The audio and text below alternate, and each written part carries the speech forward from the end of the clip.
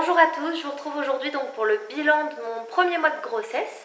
Donc actuellement je suis enceinte de 6 mois, donc j'ai fini mon premier trimestre il y a un petit moment quand même, mais j'avais toujours pas tourné la vidéo, donc je le fais maintenant. Donc dans cette vidéo je vais vous parler de comment j'ai su que j'étais enceinte. Je vais passer ça assez vite parce que j'en ai parlé dans ma vidéo précédente. Je vais aussi vous parler des examens que j'ai passés, des symptômes, des complications que j'ai pu avoir et vous faire un bilan final de ce premier trimestre de grossesse. Je vous invite à me suivre sur Instagram et vous abonner à ma chaîne YouTube. Donc je vais essayer de vous mettre petit à petit les photos des échographies que j'ai pu faire parce que j'ai pu en faire quand même pas mal et vous mettre aussi tout à la fin la vidéo de l'échographie de la fin du premier trimestre.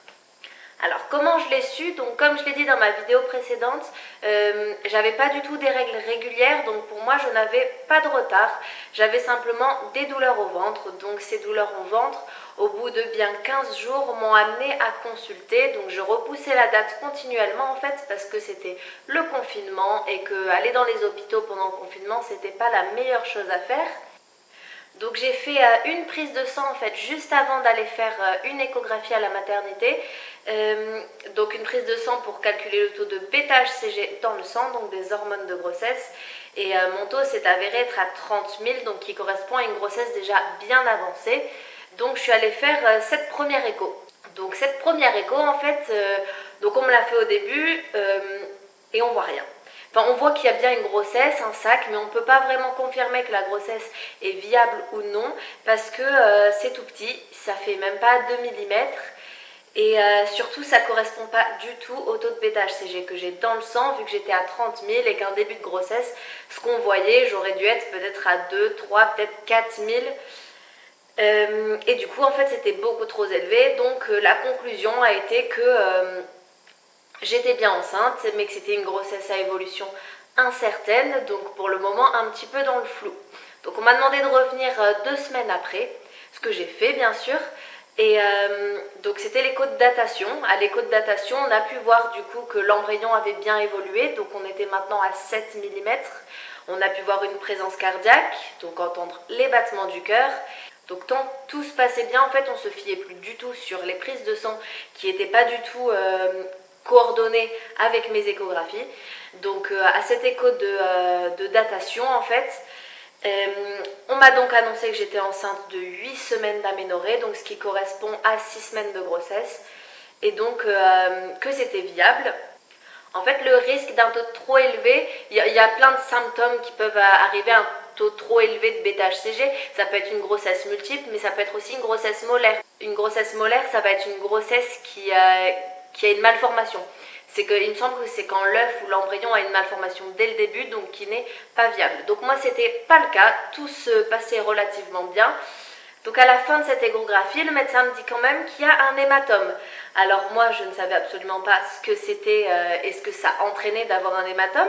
Mais du coup, on m'a demandé de me mettre au repos. L'hématome, où il va se résorber tout seul, où il va s'écouler, ou si jamais je ne me repose pas, il risque en fait de décoller l'œuf et de provoquer une fausse couche. Donc j'ai eu dans ma malchance quand même un petit peu de chance, étant donné qu'on était confinés, j'étais tout le temps à la maison, donc me reposer c'était assez facile. Donc on m'a fixé un rendez-vous un mois après pour l'échographie en fait du premier trimestre. Ça me paraissait super long, j'avais l'impression d'être en sursis dû à cet hématome, je devais me reposer, pratiquement rien faire, mais super stressant. En fait c'était super stressant, donc pendant ce mois-là, donc confinée encore bien évidemment, j'ai pu m'occuper de mes symptômes. Alors en symptômes, au tout début du coup j'avais une grosse douleur dans le ventre et j'avais un peu mal au sein, ça s'est parti très rapidement parce qu'en fait les douleurs dans le ventre étaient dues à l'implantation de l'œuf, ce qui a causé d'ailleurs dans la foulée l'hématome. Et ce qui est apparu directement après comme symptôme, ça a été l'envie de manger. Je mangeais tout le temps et en assez grande quantité et dès que je mangeais trop, j'avais des nausées. Donc pas agréable du tout. Donc moi ce que je conseille si jamais vous êtes dans le même cas, c'est de fractionner vos repas. Ça marche, enfin pour moi en tout cas ça a marché super bien. Manger en petite quantité et beaucoup plus souvent. Moi ce que je faisais c'est que je préparais par exemple, on faisait un gros plat de pâtes. si c'était des pâtes bolo, eh ben, au lieu que ça fasse un repas, je faisais 3 repas avec et je mangeais juste avant de dormir le soir pour pas... la nuit c'est long, donc je voulais pas me réveiller et crever de faim. Et je mangeais avant de me lever, en fait, je mangeais un petit truc avant de me lever le matin pour pas déclencher de nausées. Donc ça a marché super bien. Et après, j'ai eu pas mal de chance et je pense que c'est aussi dû au repos. J'ai pas eu des nausées très longtemps, j'ai dû en avoir maximum pendant 2 semaines et après c'est passé. J'ai eu aucun vomissement. La seule fois où j'ai vomi, c'est parce que je prenais des vitamines prénatales qui étaient assez grosses en fait et je n'arrive pas à avaler les médicaments. Et du coup, une fois, c'est pas du tout passé pendant le petit déjeuner et j'ai vomi. Mais ça a été du coup les seuls vomissements que j'ai eu là depuis le début de la grossesse. Ensuite, j'étais extrêmement fatiguée. Mais quand je vous dis fatiguée, c'est que je m'endormais, je pense, vers 22 h le soir pour me réveiller à 10 ou 11 h le matin. Et à 15-16 h, je me recouchais et je faisais une sieste de bien 1 ou 2 heures. En fait, j'ai passé clairement le premier trimestre de ma grossesse à dormir. Je faisais que ça.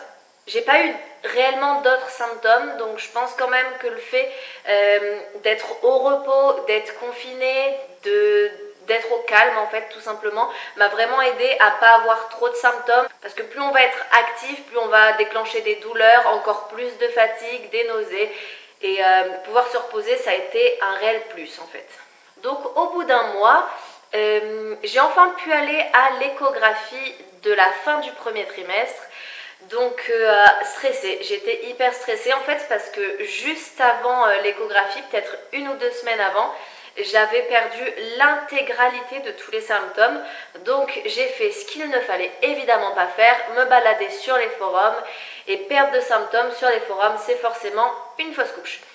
Donc hyper stressée, je suis allée faire l'échographie et on a pu voir dès le début que le cœur battait. Donc super rassurée, on a pu faire l'examen tranquillement. Donc on avait un fœtus de 7 cm qui se développait en fait super bien, on a pu le voir bouger. C'est assez impressionnant comme c'est tout petit à ce moment-là et c'est déjà un mini humain.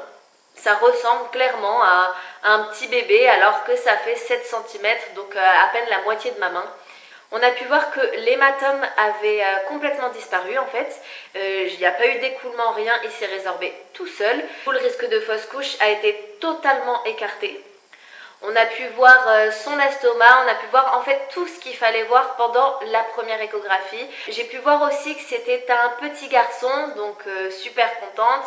En plus du coup on l'a su très très tôt.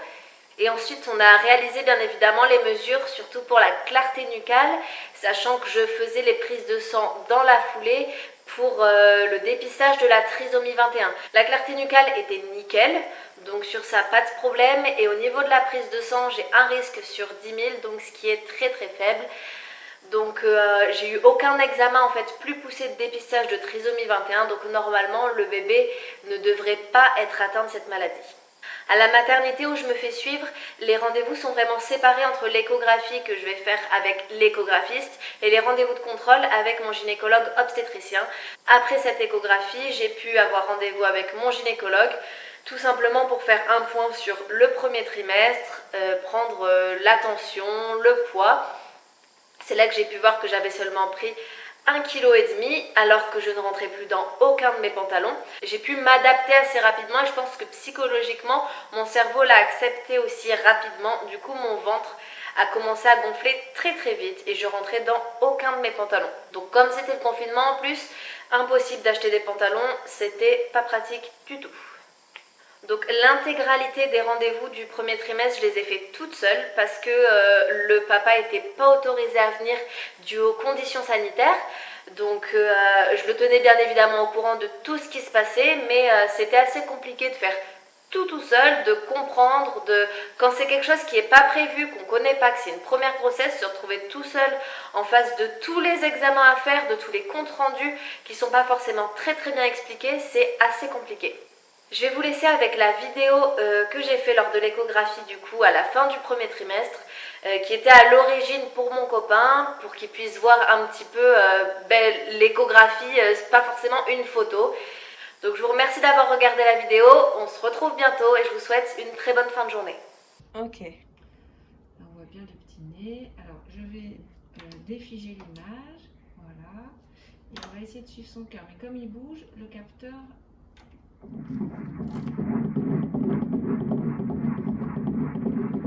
petit galop. Ouais. Voilà, je fige l'image de nouveau pour mesurer la fréquence cardiaque. 155 battements par minute, c'est parfait. Voilà. Comme ça va pas te voir bouger. La grosse boule noire dans son corps, là, c'est son estomac.